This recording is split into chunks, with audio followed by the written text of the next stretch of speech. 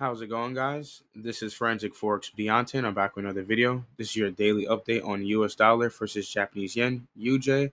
As you can see, I'm already in long.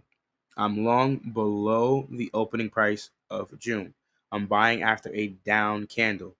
Anytime we're in an uptrend or I'm speculating that price is going to move higher, I like to wait for down close days.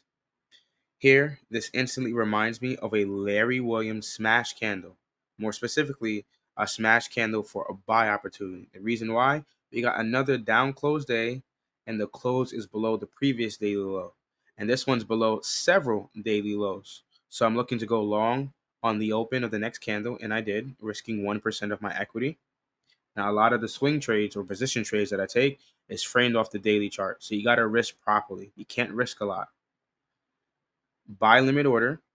So I'm buying on weakness, meaning the market's going down and hitting my order, my limit order, so that I can go back up. I place my stop loss below the most recent swing low, and I'm looking to see if price is going to push back higher to take out previous daily highs, fill in inefficiencies, or take out buy side liquidity pools. We got buy side residing above the previous daily highs, obviously, and more specifically above swing highs or clean highs. So we have that IPTA 20-day look back high here. I want to see if price is going to get there. If we get back to the open, that's also a good thing, right? The open and bid or fair value of the month, or long term in the next 20 days, 40-day high, up to 40-day high. I like this stance because I'm buying cheap. I'm buying below the monthly open. It is ideal for anybody that wants to be a buyer. No matter how you arrive to why you want to buy, you should be buying cheap. Nobody wants to be the buyer that is paying a premium. You want to buy at the best price possible. In an inflated market, a lot of people are going to sit on the sidelines and hold on to cash. That's what's happening in the world globally right now, as we know. So when things start to come down in prices, people are going to start to deploy that cash and buy at cheaper, cheaper prices. And that's the same thing with any market that you're doing. The same thing applies to real world situations. Same thing applies to the markets as well. We want to buy cheap. Everything vice versa for the seller. We want to sell as much expensive as possible. We want that price to be as overbought. We want the market condition to just be so high, and when it's time to cash out, we cash out high. Someone buys it from us at a overvalued or overbought condition. That's always been the name of the game. You can also find another opportunity to buy at this candle's open with a buy stop order. So you're buying on strength as well. Very simple ideas that I've learned over the years. Buy stop order. So if price runs up, you're buying on strength. I prefer to buy on weakness because that's when the market's going down. It is fearful, or it feels weird to buy when the market is going down. But that's where your best buying opportunities normally occur. When it goes down first and then it goes up. You can buy with a stop order on strength, but I wouldn't prefer it. But it's just another option. If you were to buy here, same thing would apply. Buy here, place your stop loss below the most recent swing low, risk 1% on the trade, look for a 1-to-1, a 2-to-1, whatever it is, 3-to-1, however you like to frame your risk to reward ratio.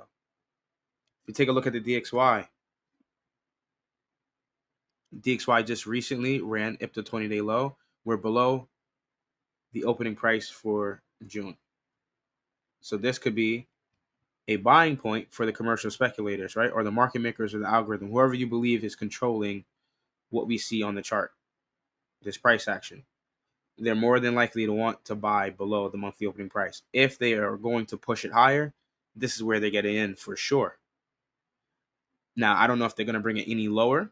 I wouldn't be surprised if the 40-day low gets taken out because it's so close. These are relatively equal lows. But if it doesn't, and this low is protected, I wouldn't be surprised if this is a new turning point and price runs up. Because you had a candle that closes below several lows. If it returns back to that candle's high, Larry Williams would tell you to buy.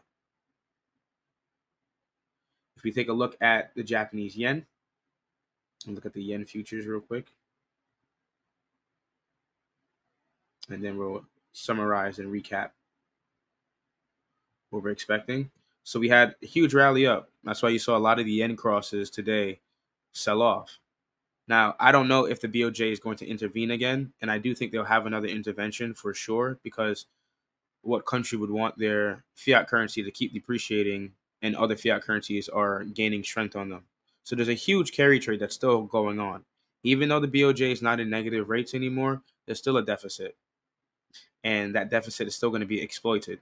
So if the yen is going to run up, I'm going to assume that this could be a false break again, get traders long on yen. They're super excited and price breaks down. But if the Bank of Japan does intervene strong enough, they could potentially bolster this thing higher and get this thing to accumulate and run back higher. Who knows? I can't predict the future, but we're just going off of fundamentals and macro data, and we're taking that speculation that the yen is just going to keep depreciating. Unless the scenery of cutting rates, right? That new chapter, because we all been increasing rates. And when I say we all, I'm talking about globally, all the central banks. Many of the central banks around the world have been increasing rates to combat inflation. Now, if inflation has shown signs of cooling or coming down, they're going to start a new chapter in cutting rates. So if the central banks are going to start cutting rates, we're going to be in another monetary policy, and the playing field is going to change, and we're going to see fiat currencies do things a little differently, and we're going to see things in the stock market, cryptocurrency, bonds, metals, etc. We're going to see things do things differently. And what exactly is going to happen is, if rates are going to start cutting, you're going to look at the central bank that has the highest rate, or the central bank that cuts the latest and remains higher for longer. And I think the Feds may not cut as early as the other central banks, like the Bank of Canada, the ECB, the Reserve Bank of New Zealand, the BOJ. They may be cutting rates, not the BOJ, the other banks that have been raising throughout COVID and all the inflationary pressures. They may be starting to cut rates sooner than later. I think the Feds are going to be able to withstand that and not cut as soon as they are. So we're going to see how that plays out. Not saying I know all the answers, right? You could do your due diligence yourself too. The same way I could come to this analysis to take this stance, you could do the same thing. What does it say? Poll predicts some mild weakness ahead for the USD, possibly. We also are in NFP week, so the first week of the month, NFP. Be careful. Market may look like it's really going to gyrate somewhere, but it's actually just gyrating sideways. It's not really moving up, accumulating and running higher, or accumulating and distributing lower. It can just be ranging until the well-anticipated event, non-farm payroll. Then they unleash the market in their intended direction, or they unleash it in a direction that gets traders to chase again, and then they flip strip again. If you aren't informed, you guys know that on the channel we have a non-farm payroll series that we started last month, and that's going to be on the channel. We're going to be going through two majors, gold, and we're going to be seeing how the New York model, my New York model, is utilized for that news event that day, and if it is something that we could potentially use in the near future as a reliable source to trade those news events. Hopefully you found this insightful. Before we go, let's summarize what we're looking at. I would like to see yen depreciate. I would like to see dollar gain strength. We're below the monthly opening price. I want to see price rally. We are still, on this note, bearish momentum, because price can still print a lower swing high. So we have one here, that's a swing high. We have a one here, that's a swing high. And potentially in the near future, very sooner than later, we'll find out if we get another lower swing high and price sells off instead. Then I may have to potentially change my stance and my narrative that, okay, dollar is weak. And what is the other fiat currencies doing as well? Those that are directly correlated, positively correlated with UJ, and what are the other currencies that are negatively correlated, moving the opposite direction of UJ? What are they doing? And we're gonna get a bigger picture, and we're gonna start to piece it together so we can arrive to some type of trade opportunity that we could swing trade. You guys know that I'm a swing trader at heart. Intraday trading is cool. If you are an intraday trader or a scalper or a day trader, what I would recommend, if you figure out the trend, you know the trend is your friend, trade in that trend. Don't trade against the trend. You're going to hurt yourself. Once you figure out the trend and you're confident and you're sure that the market is moving in one direction, up or down, if you're not sure, stick to the sidelines. It's best to not trade. No trading is no risk to your equity. Point blank, period.